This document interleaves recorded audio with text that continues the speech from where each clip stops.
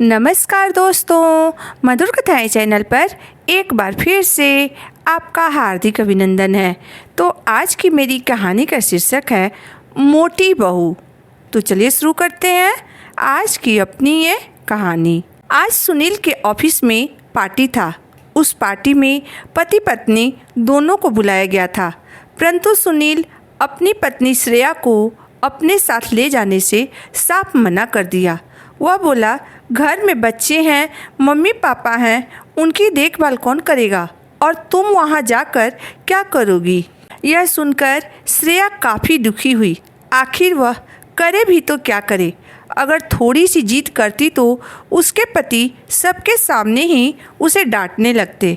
वह अभी सोच ही रही थी कि तभी फिर सुनील बोला, कैसी लगती हो तुम?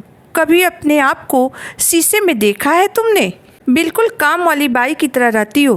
कितनी मोटी हो गई हो तुम? वहाँ सबके सामने मेरी नाक कटवाने के लिए जाओगी क्या? यह कहकर सुनील गुस्साते हुए अपने ऑफिस के लिए निकल गया। श्रेया अपनी सास की तरफ देखते हुए सोचने लगी कि शायद उसकी सास उसके पति से कुछ कहेंगी, परंतु उसकी सास भी उसे ही ताना मारते हुए बोली, गलत तो नहीं कह रहा है मेरा बेटा, ठीक ही तो कह रहा है। अगर तुझे वह साथ ले जाएगा तो शर्म नहीं आएगी उसे? बस खा खा कर मोटी होती जा रही है।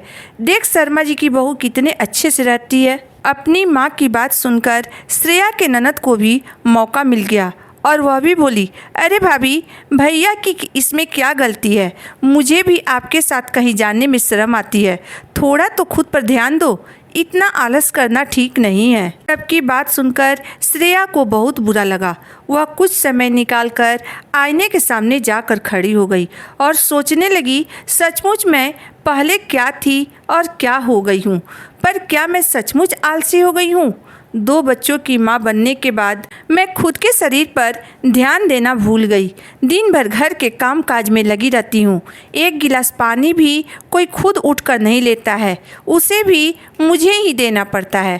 तो फिर भला इसमें मेरी क्या गलती है? खुद के लिए मैं वक्त कैसे निकालूं? फिर भी सब मुझे ही आलसी कहते हैं।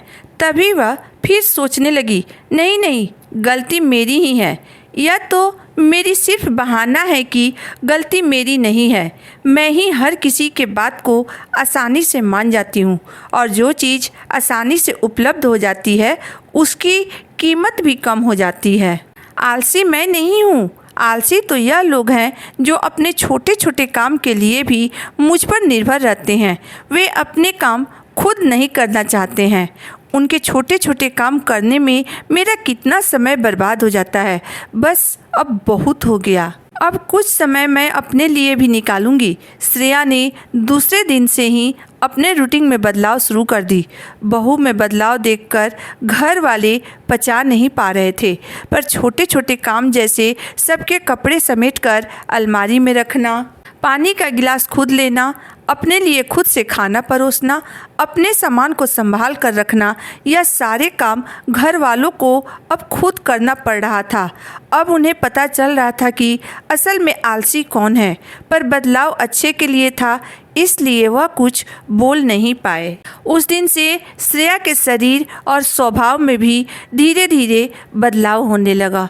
दोस्तों, जो लोग औरत को पैर की जूती समझकर उन्हें अनाप शनाप बोलते रहते हैं, उनसे बस हम इतना ही कहेंगे कि घर में औरत है तो उसे समान न समझकर उसका सम्मान करिए, तो घर में हमेशा खुशियां बनी रहेगी। तो कैसी लगी मेरी आज की कहानी?